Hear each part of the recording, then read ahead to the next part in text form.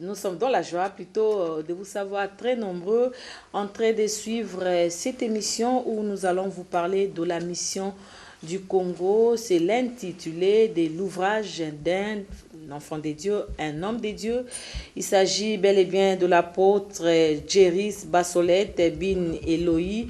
C'est avec lui, en fait, qui est déjà sur ce plateau, que nous allons parler sur cette mission reçue par le Congo. Et c'est qui a donné cette mission et c'est quoi, en fait, cette mission. Bien-aimés dans le Seigneur, Shalom.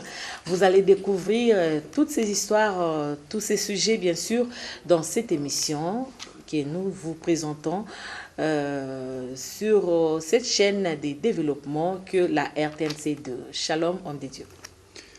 Shalom, maman. Oui, nous sommes dans la joie de vous recevoir pour la toute première fois sur ces plateaux de la Bible. Voilà, nous allons parler de la mission du Congo. Et c'est en fait aussi l'intitulé de l'ouvrage que vous avez écrit, voilà. La mission du Congo. C'est quoi en fait cette mission que le Congo a reçue et qui a donné cette mission au Congo? Et pourquoi vouloir parler seulement du Congo? Et ici, vous avez parlé des Congo avec K. Si vous pouvez également nous faire la différence entre les Congo avec K et les Congo avec C. Et pourquoi avez-vous choisi de parler du Congo avec la lettre K? Vraiment, nous vous remercions, maman. Merci pour l'espace. Que le Seigneur bénisse la RTNC qui nous a aussi facilité l'arrivée ici pour l'émission.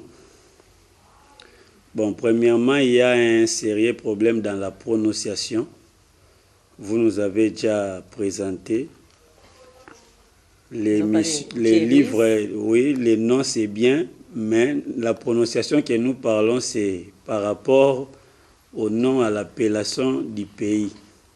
Voilà, ce n'est pas le Congo, mais Congo. le Congo. Le Congo, voilà.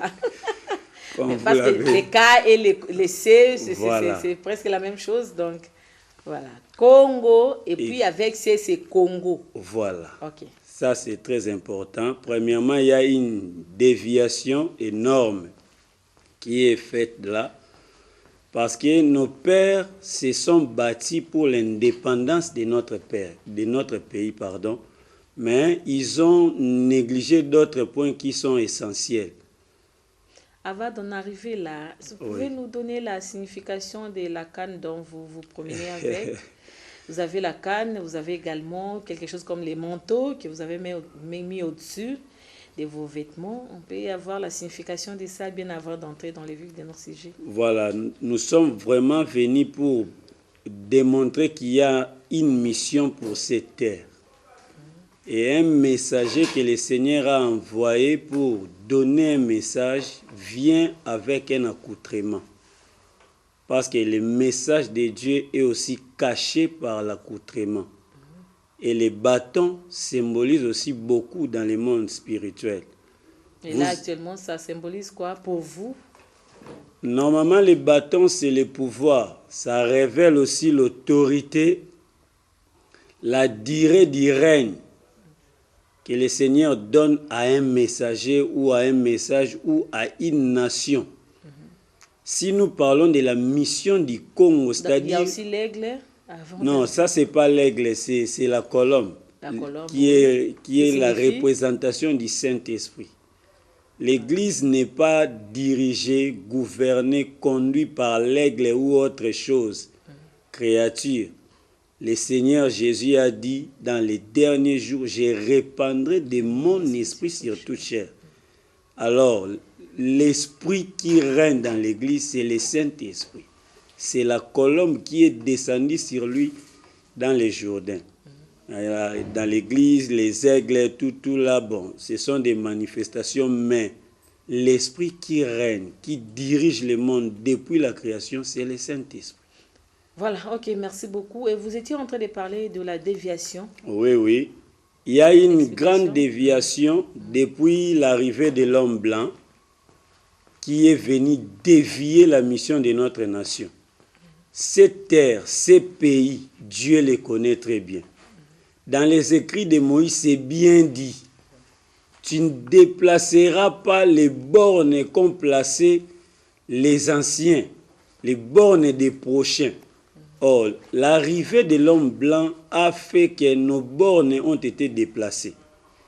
Et dans les bornes qui ont été déplacées, il y a aussi l'appellation, les noms.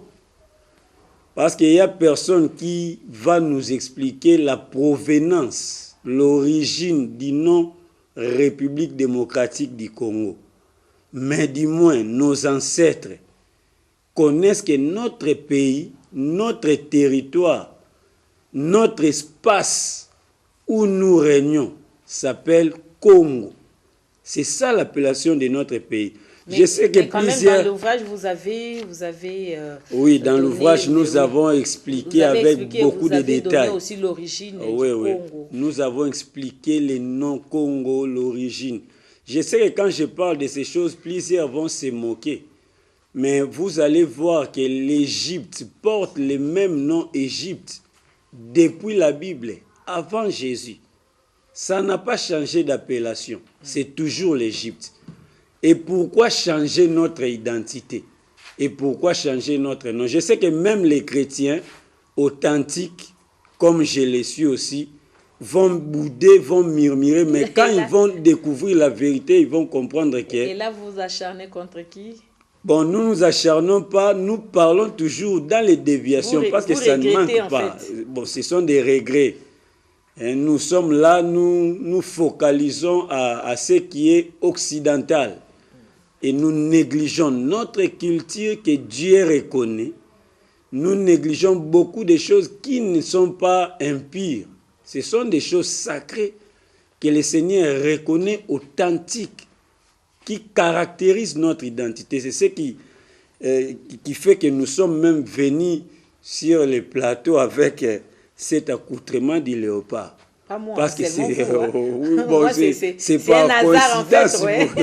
Nous allons dire que Dieu a voulu qu'il en soit ainsi, parce que nous ne sommes pas entendus de se présenter comme ça. Non. Voilà, c'est un peu ça. Oui, nous vous écoutons. C'est quoi en fait cette mission que le Congo a reçue de la part du Seigneur? Le Congo a reçu la mission depuis la sortie des enfants d'Israël en Égypte. Quand ils sont arrivés dans le désert, les peuples d'Israël, les Hébreux, les Juifs, sont allés faire l'image taillée. Ils l'ont adoré, ils l'ont célébré. Et là, vous verrez dans le livre de Deutéronome, le chapitre 32 au 21e verset, c'est là que le Seigneur est en train de révéler la mission du Congo. C'est depuis le prophète Moïse. Dieu dit, parce que Israël m'a excité par ce qui n'est pas Dieu, il m'a excité par des vaines idoles. Moi, j'exciterai leur colère par un peuple qui n'est pas un peuple. C'est depuis là que Dieu a commencé à révéler ce qui est la mission du Congo. Mais nous-mêmes, peuple congolais, nous ne savons pas cette mission-là. Et si vous revenez aussi dans les paroles des autres prophètes comme Ésaïe, dans le chapitre 28, au verset 11, Dieu est en train de parler toujours des peuples congolais par rapport à sa mission.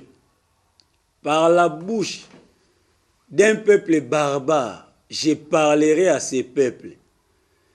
Le Seigneur a prédestiné le Congo, notre terre, les Congolais, peuple que nous sommes, à parler à Israël.